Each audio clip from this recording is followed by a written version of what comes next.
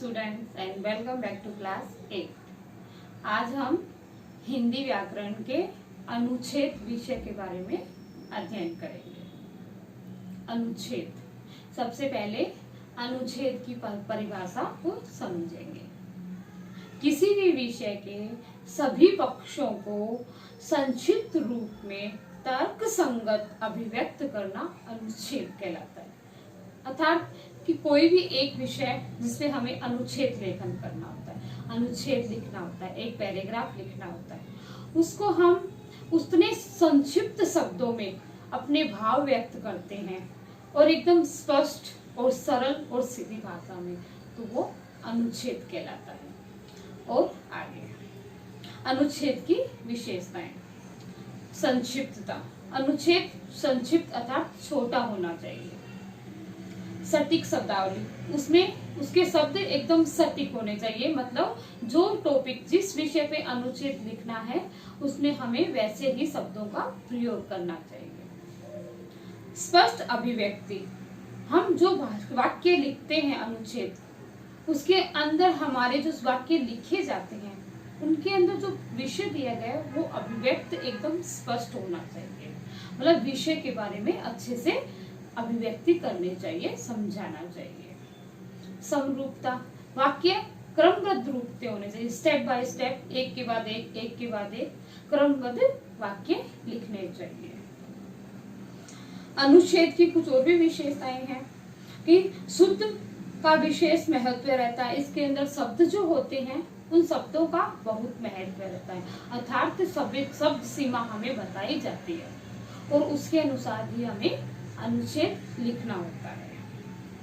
शब्द सीमा का हमें ध्यान रखना बहुत जरूरी होता है। दिए गए विषय की परिभाषा देने से बचना चाहिए।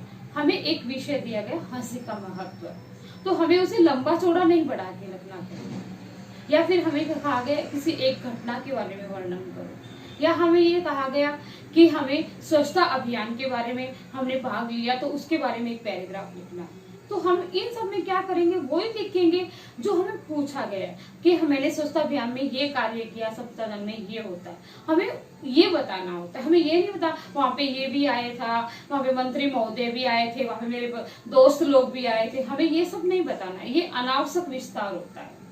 हमें क्या क्या कार्य किया स्वच्छता अभियान में और ये सब बताना होता है। ये होता है सटीक अभिव्यक्ति।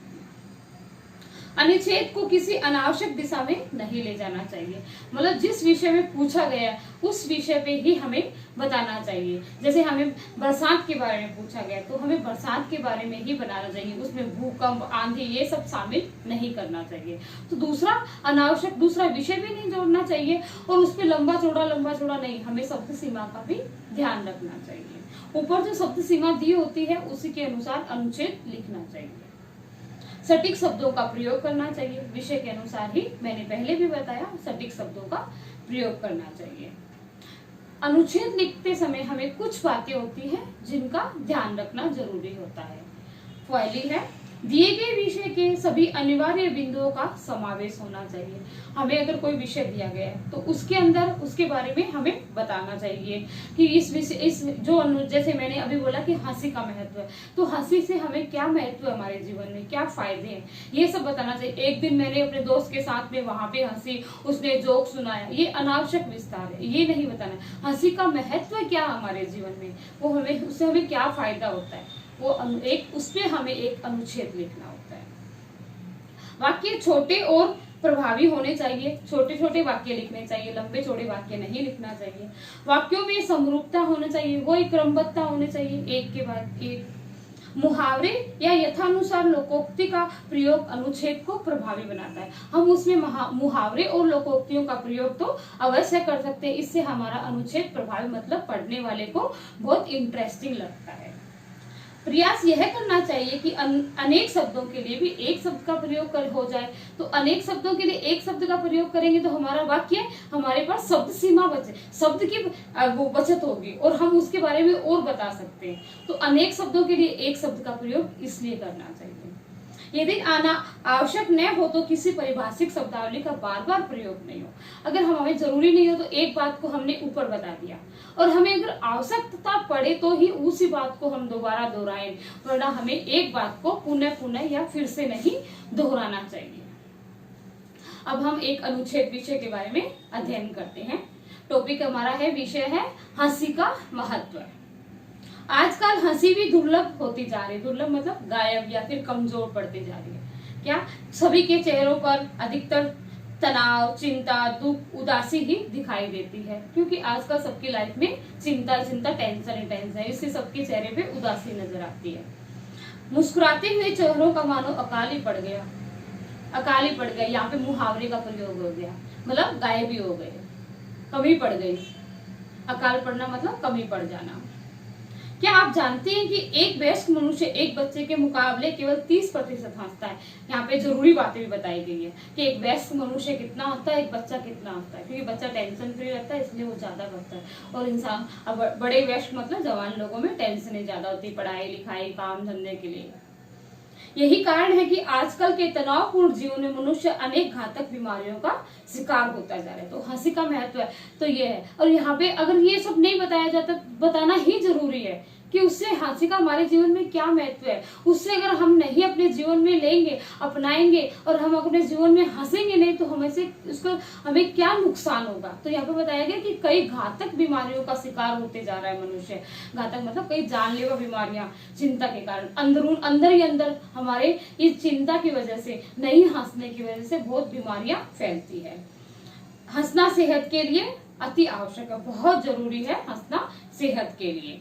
जितना कि भोजन करना, इंसान बोलता है कि जीने के लिए भोजन की आवश्यकता नहीं, जीने के लिए खाली भोजन नहीं, वो हंसना भी उतना ही महत्वपूर्ण रखता है। हंसने से शरीर में रक्त संचार भली प्रकार होता है, ब्लड का सर्कुलेशन एकदम प्रॉपर सही तरीके से होता है हंसने से, और अनेक प्रकार के रोगों तथा तनाव से लड़ने में भी हमें सुविधा मिलती है, या हमारी क्षमता बढ़ती है, हमारी इम्यूनिटी बढ़ती है। हम अगर हंसेंगे तो हमारी चिंताएं सारी दूर हो जाती है।